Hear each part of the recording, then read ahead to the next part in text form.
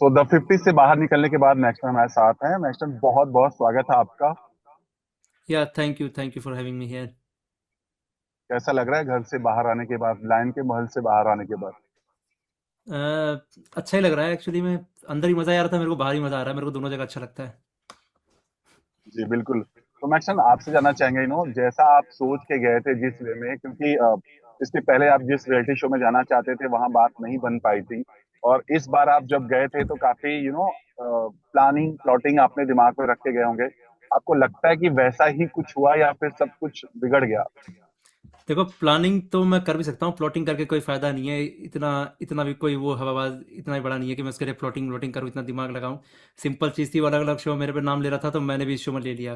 इसमें कोई प्लानिंग नहीं करनी पड़ी। एक सिंपल सिंपल कॉमन सेंस में मैंने ये चीज़ें करी, जो भी मैंने एपिसोड 4 में जो भी किया मैंने। या सो बेसिकली मैक्सिमम बहुत बार ऐसे जब आप घर में थे, और जब भी आपको मौका मिला, आपने जिस तरह से एल्विश का नाम लिया, बाहर बातें बहुत हुई, और खुद एल्विश ने भी बहुत सा बार अपने सोशल हैंडल से बोला कि क्या मैं शो में हूँ, या इस तरह की बातें हुई। तो सबसे पहले जानना चाहेंगे कि चूंकि आप शो में गए थे खुद की पर्सनालिटी और अपना खुद का अपना रूप दिखाने के लिए, बट हुआ क्या कि आपको लगा कि नहीं, एल्विश का नाम लेना चाहिए, या आमतौर पर लोग बसते हैं ऐसा? नहीं, देखो, बजने वाला तो लो आई की ऑडियंस है, उसकी खुद की गवार आर्मी है, उनसे मेरे को फ़र्क पड़ता नहीं है। दूसरी चीज़ मैं फिर से क्लियर कर दूँ, उसने मेरा अलग अलग रियलिटी शो में नाम लिया। Playground season 3, playground season 4, episode 1 पूरे डेडिकेटेड मेरे नाम पे है, मेरा नाम उसमें लिया गया है। उसके अलावा दो तीन छोटे मोटे शो और पॉडकास्ट पे मेरा नाम लिया है जहाँ पे मैं नहीं हूँ। जब वो ऐसा कर सकता है तो मैं ऐसा क्यों नहीं कर सकता? ऑब्वियसली बात है, मैं करूँगा। अब मैं उससे डरूंगा तो हूँ नहीं, और ना मैं उसको यूट्यूब का सलमान खान समझता कि मैं उससे डर के पीछे हटूँ। सिंपल लॉजिक है, अगर वो करेगा तो मैं करूँगा। और उसका नाम लेना तो मेरे लिए दिक्कत ही थी। देखा जाए तो दिक्कत इसलिए थी कि इतने ये शो के अंदर फालतू में उसका नाम ले लिया। अच्छे से लेता ज़्यादा इसलिए मैं अच्छा पूछ रहता। रहा हूँ क्या, यही मैं पूछ रहा हूँ कि जरूरत थी, आपको लगता था, या फिर आपने क्यों देखो, अगर उसके ऐसा दोस्त अंदर सोचा? नहीं होते तो मैं नहीं लेता नाम। उसके दोस्त थे अंदर और एक माहौल ऐसा था, और जो उसने मेरे साथ किया वही चीज़ मेरे को करनी थी, और मैं चाहता था कि उसको दिखे कि मैं कितना ज़्यादा अच्छे से कर सकता हूँ। अगर वो मेरा मजाक उड़ा जी। सकता है तो मैं भी उसका मजाक उड़ा सकता हूँ। पूरे जगह वो दुनिया भर में फैला रहा है अलग अलग शो में कि मैक्सटन को उसने फॉरवर्ड बढ़ा दिए, थप्पड़ मार के ये वो। थप्पड़ उसकी थप्पड़ से थोड़ी बड़े थे या फॉलोवर। उसको मैंने विक्टिम कार्ड खेलने में मजबूर कर दिया था, इसलिए बड़े थे। ये चीज़ बता नहीं रहा। उसके फैंस क्या करते हैं, आधी क्लिप शेयर करते हैं जिसमें मैं पिट रहा हूँ, आधी क्लिप छोड़ देते हैं जो आगे की है जिसमें वो नंगा हो रहा है, वो मार खाया है थोड़ा सा। वो नहीं दिखाएंगे, दिखाएंगे भी कैसे? 1 GB डेटा खत्म हो जाता है, 1.5 GB का रिचार्ज करा नहीं पा रहे, वो मेरे खिलाफ नेरेटिव फैलाएंगे वो फैंस। ओके, सो बाहर आने के बाद मैक्सन, आपने एक लाइव वीडियो भी किया, लेकिन उससे पहले जानना चाहेंगे कि सबसे शॉकिंग चीज आपने अपने बारे में क्या देखी?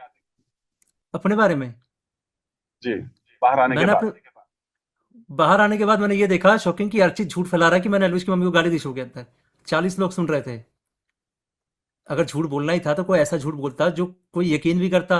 अब वहां पर 40 लोग मेरे को सुन रहे हैं, उनमें से किसी को भी सुना नहीं दिया कि मैंने गाली दी, सिर्फ इन्हीं को सुनाई देता है।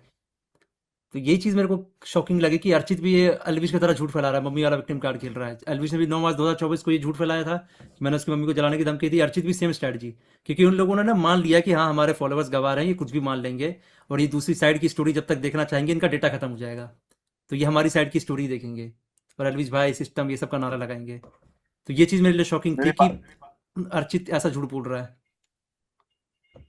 अ, मेरी अर्ची से बात हुई तो मैंने उनसे पूछा था कि चूंकि आप दोनों का जब एक कन्वर्जेशन था जहाँ पर धमकी देने वाली बात हुई थी, तो मैंने उनसे पूछा था, तो उन्होंने बोला था कि मेरी आंखें ही हैं सिर्फ कहने के लिए। तो आप क्या कहोगे आप? सॉरी, मैं कहने के लिए क्या आंखें क्या? मतलब उन मैंने पूछा कि उन्होंने बोला है आपको कि मैं बाहर देख लूंगा। मैंने उनसे जब सवाल किया तो उन्होंने बोला कि उसके लिए तो मेरी सिर्फ आंखें ही हैं, आंखें ही अरे काफी है। रे, फोन तो उठा नहीं रहा वो। आंखें आंखें क्या, धमकी उमकी, ये सब हवाबाजी करते हैं। इनके देखो, इनके घर से ना गुड़गांव में मुश्किल से 4 किलोमीटर दूर रहता हूँ, ठीक है? और उनके बहुत सारे म्यूचुअल फ्रेंड दोस्त हैं। वो बस अंदर अपना वो एडिट बनाने के लिए ऐसे जैसे हवाबाजी कर रहा है और कुछ भी नहीं, या पॉडकास्ट में ऐसे कर रहा है। कुछ आंखें आंखें नहीं है, आंखें तो पूरे समय सोता रहता है। उसकी क्या आंखें हैं, उसकी आंखों से डरूंगा मैं? एक्चुअली एक चीज और बहुत काफी वायरल हुआ था जब निया और उर्फी घर में आई थी, और जिस वे में आपसे कन्वर्जेशन हुआ वो काफी वायरल हुआ। सबसे पहले बताइए कि क्या बुरा लगा था आपको, और आपने इस वे में क्यों बोला कि गेस्ट आए और गेस्ट बन के ही रहो? देखो शुरू में तो मेरे को नहीं पता था उर्फी का क्यों बोल रही है। तो उर्फी जब वो लोग आए तो मेरा पहला जो रिएक्शन था ये था कि मेरे को अच्छा लगा था कि चलो दो नए चेहरे आए हैं, क्योंकि मैं थोड़ा सा घर में इतने टाइम से था, एक ही चेहरा देख के पक चुका था। तो दो नए गेस्ट आए तो मेरे को काफ़ी अच्छा लगा।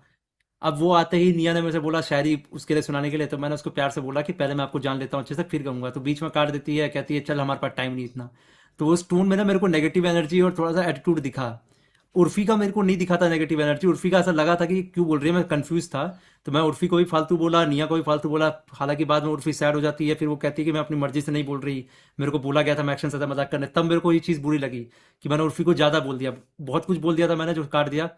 तो उसके बाद तब मेरे को थोड़ा सा रिग्रेट हुआ, नहीं यार उर्फी को नहीं बोलना चाहिए था, पहले मुझे उर्फी से पूछना चाहिए था। निया के लिए ऐसा कुछ भी फील नहीं हुआ, निया का तो मैं श्योर था कि वो अपनी मर्जी से बोल रही है। हालांकि सॉरी मैंने निया से भी बोला श्रुतिका जी के बोलने पे, नहीं तो सॉरी मैं उससे बोलता ही नहीं, निया से बिल्कुल ही नहीं बोलता। उर्फी को मैं जानता था पहले से, मेरे को अच्छी लगती थी। इसलिए जब मुझे पता लगा कि ये अपनी मर्जी से नहीं बोल रही है तो मैं नहीं बोलना मेरे को ज़्यादा सही लगा। और लकीली उर्फी भी समझ गई, उसको समझ में आया क्या सीन है क्या नहीं, और उसको भी रियलाइज़ हुआ कि नहीं करना चाहिए था ऐसे। बट अभी सब कॉर्डियल है, आई मीन अगर सामने मेरे यहाँ रोटी आएंगी नहीं तो निया, सब सही। निया का मेरे को नहीं पता। निया से तो मैं शायद ही कभी बात करूँ खुद से। उर्फी से तो मैं ठीक हूँ, क्योंकि निया का मैं जब बाहर आया था मेरे को पता लगा कौन है क्या है, तब मेरे को रियलाइज हुआ वो अंदर सच में जानबूझ के कर रही थी। ठीक है। जी। और निया को रजत टू के बी ऑनेस्ट साथ। मैं अंदर जानता भी नहीं था। जी। अच्छा, इसके पहले आप नहीं जानते दुनिया को? नहीं मैं कभी, तभी तो मैं नीलम नाम लिया, मेरे को नाम भी नहीं पता था उसका। मैं किसी से पूछता हूँ उनका नाम क्या है, तो कोई तो मेरे को मजाक में बोलता है सुवेत या हामिद में से कोई बोलता है कि नीलम है। वो शायद मजाक कर रहे थे मेरे साथ, पर मैं उनके मजाक को सीरियसली ले गया, मुझे लगा सच बोल रहे होंगे। तभी मैं जब सॉरी बोलता हूँ तो नीलम नाम लेके बोलता हूँ सॉरी। वो एपिसोड में है। मैक्सटन, जब भी कोई रियलिटी शो होता है और घर के अंदर बहुत सारे बवाल होते हैं या फाइट होती है, जो कुछ भी होता है, वो कई दफा घर तक ही सीमित रहती है। बाहर निकलने के बाद सब कॉर्डियल हो जाते हैं, एक दूसरे से बात करते हैं, और मेनली ऐसा ही होता है, लोग करते भी हैं। बट हाँ हाँ। मैक्सटन से अगर जाना चाहें, बाहर निकलने के बाद आप किसके साथ कॉर्डियल रहना पसंद करेंगे और किसके साथ बिल्कुल भी बात अब नहीं करना चाहेंगे? देखो बात तो भाई जो बात करेगा मैं उससे बात करूंगा, क्योंकि शो के अंदर तो मेरे को लक्ष्य ने भी बहुत धमकी दी, लक्ष्य कौशिक ने। इस लड़ाई के बाद बहुत कि 26 दिन का शो है बाहर देख लेंगे, और बाहर आके क्या कर रहा है, मेरे साथ पार्टी कर रहा है, कटारी में मेरे साथ पार्टी कर रहा है, दिग्विजय के घर पे हम लोग साथ में पार्टी कर रहे हैं, एंजॉय कर रहे हैं। तो शो की लड़ाई शो तक ही रहती है, ये बाहर आती ही नहीं है, अनलेस एंटिल आप लाना चाहो। मेरे लक्ष्य कटारे से कोई दुश्मनी थी नहीं, अंदर जो भी बहस थी अंदर तक ही रखी मैंने, बाहर आके वो ठीक हो गया मैं ठीक हो गया, खत्म बात। तो ऐसा कोई भी नहीं है जिससे मैं बात नहीं करना चाहूंगा, क्योंकि शो के अंदर लोग अलग हो सकते हैं, रियल लाइफ में अलग हो सकते हैं। तो शो के अंदर तो मेरे को ऐसा कोई नहीं दिखा जिससे मैं बात ना करना चाहूँ। रजत के बारे में क्या कहना चाहेंगे? रजत के साथ भी आपका कहीं ना कहीं कुछ मनमुटाव हुआ था या जो भी कुछ हुआ था? नहीं रजत भाई तो मेरे साथ ठीक थे, मेरे को बचा रहे थे, नॉमिनेशन में भी आने नहीं दे रहे थे, सबको बोल रहे थे मैक्सन को मत निकालो, मैक्सन को बचा के रखो। इनफैक्ट रजत भाई ने कई बार प्रिंस की टीम से भी बोला मैक्सन को नॉमिनेट मत करना, मैक्सन को रहने दो। तो उन्होंने इस चीज़ में बहुत सपोर्ट किया। प्लस जो मेरा अंदर जो मेरा जो इन्होंने फैलाया किंग मैक्सन नाम मेरे को काका ने दिया, फैलाया रजत भाई ने। तो रजत भाई कहीं सुनते थे लोग घर के अंदर। तो इस चीज़ में रजत भाई ने मेरा सपोर्ट किया, हालांकि बहुत सारे लोगों के साथ उनका अलग था, गुस्से वाला था, पर मेरे साथ वो सॉफ्ट थे। घर के अंदर शायद जो वो दो रजत तीन और लोगों से ही सॉफ्ट थे। एक चाहत जी से सॉफ्ट अच्छे से बात करते थे वो, श्रुतिका जी से मेरे से अच्छे से बात करते थे। मतलब बिल्कुल एक सॉफ्ट कॉर्नर होता है ना जिसमें बिल्कुल ही सॉफ्ट हो जाए बंदा, वैसा। बाकियों के सामने तो वो दमंगी थे, खतरनाक। तो रजत और चाहत की बात की आपने, बड़ी अच्छी बॉन्डिंग दिखाई गई घर के अंदर। बट बाहर लोगों ने उसको अलग वे में दिखाया। बाहर आने के बाद खुद चाहत ने बोला कि हमारी बॉन्डिंग सिर्फ भाई भाई बहन जैसी है। सच में आपको लगा था कि जो बॉन्डिंग थी घर के अंदर वो भाई बहन जैसी ही थी? एक्चुअली मैंने इनकी बॉन्डिंग कभी ध्यान से देखी नहीं, अगर ये लोग कह रहे हैं भाई बहन है तो भाई बहन वाली ही होगी, क्योंकि मैंने चाहत रजत को अब जब ये लोग साथ होंगे तब मैं नहीं हूँगा, वीडियो में भी दिखा ही होगा एपिसोड में। क्योंकि जितना मैं रहा हूँ उनके साथ उतने ये दोनों साथ में रहे नहीं। तो जब भी रहे तो मैं नहीं था वहाँ पे, तो मेरे को नहीं पता कैसी बॉन्डिंग है, लेकिन अगर ये कह रहे हैं भाई बहन है तो भाई बहन वाली ही होगी। इसे मैं कौन होता हूँ पीछे बोलने वाला। ओके। नहीं, मैं इसलिए पूछा कि घर के अंदर भी आप थे तो मोस्टली नहीं घर के अंदर मैं थोड़ा था, बहुत। पर मैंने कभी इनको ध्यान से नोटिस नहीं किया। एक्चुअली मैं घर के अंदर किसी को नोटिस नहीं कर रहा था, मेरा ध्यान सिर्फ खाने पे था, सोने पे था। अगर मैं ईमानदारी से बताऊं पूरे एपिसोड में आप यही देखोगे, मैं सिर्फ दो ही टाइम पे एक्टिव था, एक घर में रहने में और खाना खाने में। उसके अलावा टास्क में तो बिल्कुल एक्टिव नहीं था। हालांकि जितने टास्क मैंने किए सब में जीता हूं मैं। मेरा विन रेट टास्क में 100% है। मैंने 5 या 6 टास्क किए हैं पर सब में जीता हूँ। और जो तो कुछ टास्क मैक्सिमम है जिसमें मैं नहीं हूँ उसमें भी जीता हूँ। आप ये सोच के गए थे कि घर में जाऊंगा सिर्फ खाऊंगा और सोऊंगा और नहीं टास्क नहीं करूंगा? मैं सोच के गया था कि मैं टास्क करूंगा खेलूंगा अच्छे से। पर जब सेकंड डे हथौड़े वाला टास्क हुआ ना, उसमें सब बारी के लिए झगड़ रहे थे और मेरी बारी नहीं आई, लास्ट में आई जब तक सारे सिर्फ एक कार्ड बचा था और 10 लोग थे ढूंढने के लिए। तब मैंने सोचा कि अब मैं झगड़ूंगा ही नहीं, बहुत हो गया, एक दिन झगड़ दिया। और उसी दिन मैंने बीच में से टास्क छोड़ के मैं चला गया, हथौड़े वाला जो एपिसोड था, हथौड़े वाला टास्क सेकंड एपिसोड था शायद ये, या थर्ड था। उसके बाद से मैं सोचा अगर बारी आई तो ठीक, मैं किस्मत के भरोसे बैठ गया। बारी आए तो ठीक, ना आए तब भी ठीक। अगर बारी आती है तो मैं अपना 100% दूंगा, नहीं आती है और मेरे को कोई बाहर कर देता है, खेलने नहीं देता, तो मेरे को कोई दिक्कत नहीं है। मेरा काम तो हो रहा है, मेरे को खाना मिल रहा है, सोने मिल रहा है, और कुछ नहीं चाहिए था मेरे को। मेरी कल बात हुई थी मोनालिसा से। उनका ये कहना था कि मैंने इतने साल फिल्म इंडस्ट्री में, मतलब भोजपुरी फिल्म इंडस्ट्री में मैंने काम किया, 7 साल मैंने टीवी इंडस्ट्री में काम किया, बट उस घर के अंदर उनको वो टैग नहीं मिला टीवी आर्टिस्ट का। वहां पर अलग ही लोग अलायंस बना के आए थे पहले से ही, और कहीं उनको वो फील नहीं हुआ। आप क्या कहोगे? देखो, उनका जो कैटेगरी था वो भोजपुरी इंडस्ट्री थी, और जो टीवी एक्टर्स जो थे वहाँ में बहुत सारे मुंबई वाले थे, तो उनका एक अलग ग्रुप बन गया। मोनालिसा भाभी का जो ग्रुप था वो मेरे साथ बना हुआ था, मतलब एज अ बॉन्डिंग अच्छी थी हमारे साथ, विक्रांत भाई, काका, इन सब के साथ बना हुआ था। तो वो उस ग्रुप में जा ही नहीं पाई, हालांकि बीच में उनका अलायंस जाता था, उनके साथ टास्क करता था मेनली, पर वो उस तरीके से जुड़ नहीं पाए उन टीवी एक्टर्स के बीच में। एक और बड़ा मुद्दा हुआ खानजादी और चाहत का।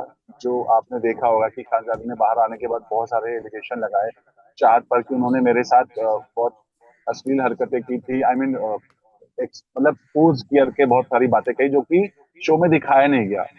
तो आप कुछ इस पर बताना चाहेंगे? ऐसा कुछ आपने देखा था या कुछ हुआ था? मैंने इनको लड़ते हुए देखा था, पर इनके बीच में क्या बातचीत हुई, क्योंकि ये दोनों ऊपर के फ्लोर पर रहते थे, और पूरे महल्ले में मैं ऊपर के फ्लोर पर जिंदगी में सिर्फ एक या दो बार गया था, वो भी सिर्फ ऐसे घूमने के लिए, बालकनी में, रूम में भी नहीं गया था ढंग से। तो ये लोग ऊपर के फ्लोर पर रहते थे, ऊपर अब क्या बातचीत हुई उसका नहीं पता मुझे, बस ये पता है कि खानजादी चाहत आपस में लड़ रहे थे, खानजादी भड़की हुई थी चाहत पे किसी चीज़ को लेके, इतना तो मेरे को पता है। पर किस लिए भड़की थी वो नहीं पता, अगर आप एपिसोड देखोगे तो आप मेरे को खाते हुए देखोगे बगल में, इनका झगड़ा हो रहा है, मैं खाना खा रहा हूँ, तो मेरा ध्यान ही नहीं था इनके झगड़े में। ओके। प्रिंस नरुला की गेम पर आप क्या कहोगे?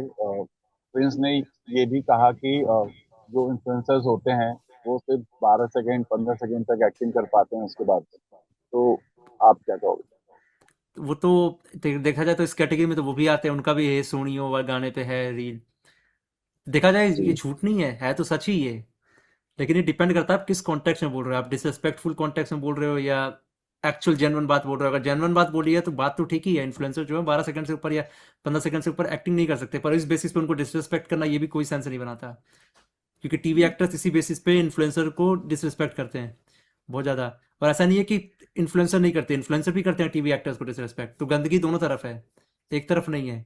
बस टीवी एक्टर्स की जो गंदगी है थोड़ी सी क्लासी लगती है, थोड़ा सा क्लास लगता है, और जो इन्फ्लुएंसर गंदगी होती है वो डायरेक्ट लगती है, थोड़ा नीचपन लगता है। लेकिन गंदगी गंदगी होती है, चाहे वो क्लास वाली गंदगी हो, नीचे वाली गंदगी हो।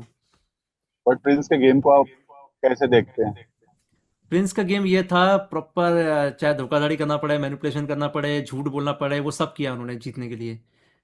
ठीक है, तो वो द 50 एक्चुअली था भी इसी बारे में, धोखा दो ये दो, तो उस चीज़ में वो थे। मैं एक्चुअली प्रिंस नरूला से फर्स्ट टाइम ही पर्सनली इस तरीके से मिला था, तो मैं ये सोचा था कि ये बंदा जो है फेयर खेलेंगे, ये सब क्योंकि जितना मैंने देखा मुझे लगा कि ये सच का साथ देंगे। पर जब अंदर गया तो मुझे पता लगा ये सिर्फ जीतने के लिए खेल रहे हैं, और जीतने के लिए किसी भी हद तक जा सकते हैं ये। हम्म। इसके अलावा वंशज ने जिस तरह से बाहर आने के बाद, पहले ही दिन बाहर आने के बाद करण पटेल को बहुत सारी चीजें कही, बुद्धा बोला, ओल्ड एज होम में जाने की बात कही, बहुत कुछ कहा, काफी वायरल भी हुए। बट जब दोबारा घर के अंदर आए और टास्क हार गए, लेकिन करण ने उनको वापस लाइन से बोला कि इन्हें मौका मिलना चाहिए। लोगों ने कहा कि करण ने दिल जीत लिया। आपका रिएक्शन? देखो, मेरा तो यही रिएक्शन है, वंशज के साथ जो फर्स्ट डे हुआ था वो गलत हुआ था। ठीक है, हालांकि वंशज मेरे को पसंद नहीं करता, ठीक है, वो कई बार बोल चुका है, कई बार मेरे बारे में भी फालतू बोल चुका है, लेकिन फिर भी एज अ स्पोर्ट्समैनशिप जब मैं टास्क देख रहा था तो मैंने ये देखा वंशज परफॉर्म कर रहा था, वो ईमानदारी से परफॉर्म कर रहा था जिस राउंड में वो बाहर हुआ। उसके बाद उसको इस बेसिस पे निकालना कि तुम इंटरेक्ट नहीं करते, लोगों से बातचीत नहीं करते, वो मेरे को गलत निकाल दिया। उसके बाद उस शो से बाहर जाके उसने क्या बोला कि नहीं बोला, मैंने बाहर आके ही देखा कि उसने बहुत कुछ बोला। हालांकि उसका गुस्सा जस्टिफाइड था, वो थोड़ा सा कंट्रोल में रह सकता था, पर मैं इसमें इसको गलत नहीं कहूंगा, इंसान गुस्से में बहुत कुछ बोलता है, गुस्से में किसी को जज करके फायदा नहीं है। तो उसका गुस्सा जस्टिफाइड था। फिर जब वो शो के अंदर आया तो काफ़ी हद तक ठीक था, लेकिन फ्रस्ट्रेशन में वो फिर से थोड़ा ज़्यादा बोल गया। लेकिन अच्छी चीज़ ये थी कि काफ़ी सारे लोग उसको समझे कि ये बंदा गुस्से में बोल रहा है, मिस्टर फैजू समझा उसको। मेरे को भी काफ़ी हद तक समझ में आता है, क्योंकि वो 22 साल का ही है। 22 साल के बंदे जब गुस्सा होते हैं तो वो नहीं, उनका दिमाग तब चलता नहीं है, गुस्से में बहुत कुछ बोल जाते हैं जिसके बेसिस पे आप उससे नफरत करने लगते हो। लेकिन आप अगर उसके पीओवी से देखोगे तो आपको पता चलेगा उसका गुस्सा पूरा जायज़ है। जायज़ इसलिए है क्योंकि जो बंदा मेहनत से टास्क कर रहा है, जो बंदा परफॉर्म कर रहा है, उसको अगर आप निकाल देते हो और उसको फिर से मौका मिलेगा अपनी भड़ास निकालने का, वो निकालेगा निकालेगा ही निकालेगा। हालांकि थोड़ा वो लिमिट में कर सकता था, थोड़ा रिस्पेक्टफुल रह के वो कर सकता था, लेकिन फिर भी जो उसने किया गुस्से में किया, उतना समझ में आता है। एक इंसान को गुस्से में कभी जज नहीं करना चाहिए। बट करण पटेल ने वापसी, जब री एंट्री हुई वापस, कि देखो करण तो पटेल जिस ने वे जो में वापसी की करण, वो उनका बड़प्पन था, वो सीनियर थे, उनको देखा जाए तो वो वंशज के डबल एज के थे, तो उनको कहीं ना कहीं तक शायद वंशज की फीलिंग समझ में आ गई होगी कि इस बच्चे को अगर मेरे कारण बुरा लगा है तो मैं ही इसको अंदर लेके जाता हूँ, ताकि जो भी मेरे बारे में बुराई इसके अंदर है वो हट जाए। तो करण पटेल ने भी वहां पे मेच्योरिटी दिखाई, अपना बड़प्पन दिखाया। और मेरे को ये देख के अच्छा लगा कि चलो करण भाई ने घुसाया, वो चाहते तो उसके एरोगेंस में उसको बाहर करके उसका मीम बनवा सकते थे, क्योंकि वंशज फिर से आया फिर से निकल गया, कर सकते थे। पर ये चीज मेरे को करण भाई की अच्छी लगी कि उन्होंने ठंडे दिमाग से फैसला किया और वंशज को अंदर घुसाया। मेच्योरिटी देखा है। हाँ, मेच्योरिटी दिखाई, ये चीज़ अच्छी लगी। वो अब ऑब्वियसली अगर इतने बड़े अगर आप हो जाते हो तो आपके अंदर एक मेच्योर सेंस होता ही होता है, आप चीज़ों को जल्दी बुरा मानते नहीं हो आसानी से। तो नेक्स्ट करण का आपको गेम कैसा लगा? करण भाई का गेम मेरी तरह था। वो भी बिल्कुल बैठे रहते थे, खाते थे आराम से, चिल करते थे, उनको कोई फर्क नहीं पड़ता था कौन नॉमिनेट कर रहा है कौन नहीं। तो करण भाई बिल्कुल मेरी तरह थे, बस सीनियर थे, पर उनका गेम मेरी तरह था।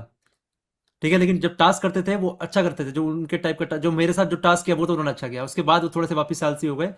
मतलब एग्जैक्टली मेरे तरह थे, बस एक ही डिफरेंस था करण भाई और मेरे में कि जब मैं टास्क, मेरे पे मजबूरी होती थी टास्क करने की, तो मैं अपना 100% देता था, बस ये डिफरेंस था मेरे और करण भाई में। तो करण भाई का गेम एग्जैक्टली मेरे तरह था, बस टास्क में वो थोड़ा सा हल्का सा वो टास्क में भी मन नहीं लगा रहे थे। ओके। जब द 50 शो गेम आने वाला था, लोग बहुत एक्साइटेड थे कि कैसा होगा क्या होगा, क्योंकि फर्स्ट टाइम इंट्रोड्यूस हो रहा था इंडिया में। बट जब पहला एपिसोड आया, थोड़ा सा मायूसी लगी, क्योंकि जिस वे में इंट्रोड्यूस कराया गया 50 लोगों को, और जब लोगों को लगा कि ये मतलब बिग बॉस, खतरों का खिलाड़ी, या सब पूरा मिक्सअप लगा, तो कहीं ना कहीं वो रिस्पॉन्स जो जो सोच रहे थे वो नहीं मिला। आपने भी बाहर आके देखा, आपको भी ऐसा कुछ फील हुआ नहीं, मेरे को तो कि मैंने अपने 50 लोग जितने भी, खो गए? देखो 50 लोगों में दिक्कत ये होती है कि सबको दिखा पाना बहुत मुश्किल होता है। वही होता है जब रियलिटी शो स्टार्ट होता है तो शुरू में बहुत लोग देखते हैं, फिर बीच में ठंडे होते हैं, फिर फिनाले में देखते हैं। ये हर रियलिटी शो का कंसेप्ट है, और ये शो 50 एपिसोड का है शायद, मेरे को ठीक से पता नहीं। तो देखेंगे। देख ही रहा हूँ, जितना लोग देख रहा होता तो मैं देख ही रहा हूँ। जी। सो बहुत सारे खबरें सोशल मीडिया पर हैं कि शिव ठाकरे या फैजू विनर है। आ, आप कुछ इस पे बोलना चाहेंगे? देखो जब फाइनल टास्क हुआ उस वक्त हम देख नहीं पा रहे थे कि फाइनल टास्क कौन कर रहा है, कैसा परफॉर्म कर रहा है। तो हमें एग्जैक्टली हमें भी नहीं पता कौन विनर है, हमें बस ये पता है कि अलग अलग बंदों के साथ ट्रॉफी शूट हुई है बस। ठीक है, वो बट क्योंकि हमारे सामने आप हुआ टास्क, किसने परफॉर्म किया कैसे किया वो हमने देखा ही नहीं, तो हम ये भी नहीं बता सकते किसने जल्दी किया किसने लेट किया। तो आप आपके हिसाब से किसको, कौन है डिजर्विंग विनर? मेरे हिसाब से मेरे हिसाब से फैजू और शिव ठाकरे या काका, इन तीनों में से कोई भी जीते मेरे को अच्छा लगेगा। जी। आपने बाहर आने के बाद एक वीडियो डाला, फिर से बहुत सारी कंट्रोवर्सी शुरू हो गई। ये बताइए, ये झगड़ा कब तक चलता रहेगा? शॉर्ट आउट ये होगा झगड़ा, या वो फिर? वीडियो बेसिकली कंक्लूजन था कि मैंने बस अपने तरफ से एक पॉइंट रखा कि अर्चित मेरे बारे में झूठ फैला रहा था बाहर आके, तो मेरा काम था कि एक बार जस्टिफिकेशन दे दूं कि ये जो इसने झूठ फैलाया है कि मैंने एलविश की मम्मी को गाली दी और शायरी वायरी में, वो झूठ है। क्योंकि ये तरीका एलविश ने भी किया था 9 मार्च 2024 को। बेसिकली मैंने अपना पक्ष रखा, जो सामने वाले ने झूठ फैलाया उस झूठ को मैंने बस काउंटर किया। उस काउंटर को कहते हुए मैंने बस ये बोला कि अब से मैं तुम्हारे बारे में कहीं पर्सनल जोक नहीं मारूंगा, तुम भी मेरे बारे में पर्सनल जोक मत मारना, बस। तो वो एक कंक्लूजन था। अब मेरी तरफ से कुछ भी नहीं आना, मैं अपने तरफ से अभी एलविश को कुछ बोल भी नहीं रहा। उसके फैंस को बेशक बोल दूं, पर एल्विश को नहीं बोल रहा मैं। तो मतलब अब यहाँ पे सब कॉर्डियल है, या अब आगे आप कुछ नहीं चाहते हैं, ऐसा कुछ? हाँ, खत्म है, तभी तो मैं और कटारिया लक्ष्य पार्टी कर रहे थे रैप अप के बाद, फिनाले शूट के बाद। सब कुछ खत्म है। अच्छा, यानी अब जो होना था सब ऑलरेडी शो में हो चुका है, अभी बाहर सब खत्म है। हाँ, बाहर कुछ नहीं हो रहा, बाहर होना होता तो मैं कटारिया लक्ष्य पार्टी थोड़ी करते साथ में।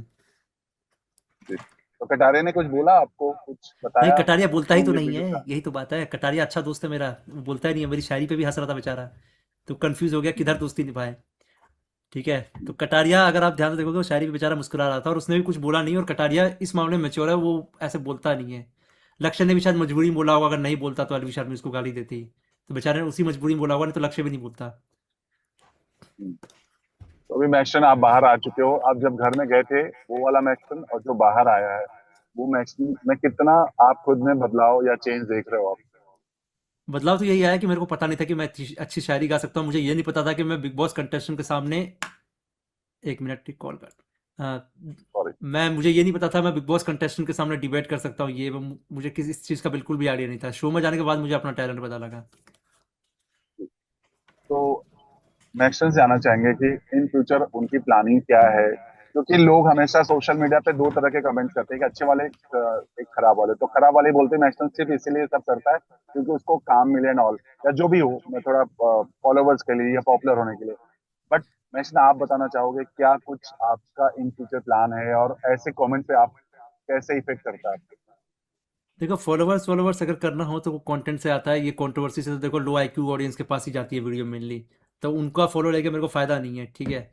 और दूसरी चीज़, मेरा अगला प्लान यही रहने वाला है कि मैं आगे कोई भी रियलिटी शो करूँ, उसमें मैं अपना 100% अपनी पर्सनैलिटी दिखाऊँ। इस शो में भी मैंने सिर्फ शायद दो या दो बार खुद से नाम लिया, और जितने बार नाम लिया वो क्या तो किसी ने वो टॉपिक लाया बाहर का, तब जाके मैंने नाम लिया। नहीं तो ऑलमोस्ट मेरी खुद की पर्सनैलिटी दिखी है।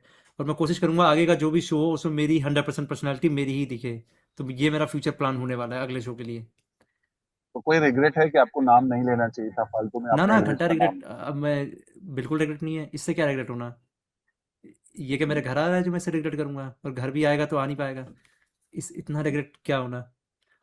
सलमान खान को ओके, बोलने का रिग्रेट हो सकता है, यूट्यूब के नकली सलमान खान को बोलने से कोई रिग्रेट नहीं होता। ठीक है। चलते चलते क्या कहना चाहोगे जो भी लोग देख रहे हैं उन्हें? बस यही कहना चाहूंगा भाई, खुश रहो जिंदगी में, लफड़े उफड़े मत पड़ो। और क्या बोलूँ, मुझे कुछ नहीं पता। हाँ, गरीब हो तो अपने मेहनत करो, आगे बढ़ो। गरीबी होना गुनाह नहीं है, गरीब होकर सिस्टम सिस्टम करना गुनाह है। ये हमेशा याद रखना। मैं भी गरीबी से ऊपर उठाऊं क्योंकि मैंने सिस्टम सिस्टम नहीं किया। तुम भी मत करो, तुम भी ऊपर उठोगे। बस यही सलाह दूंगा मैं ऑडियंस को। Okay, thank you so much भाई, बहुत अच्छा लगा आपसे बात करके। उम्मीद करते हैं कि ऐसे ही आप आगे बढ़ते रहें। Thank you so much, thanks lot. या थैंक यू।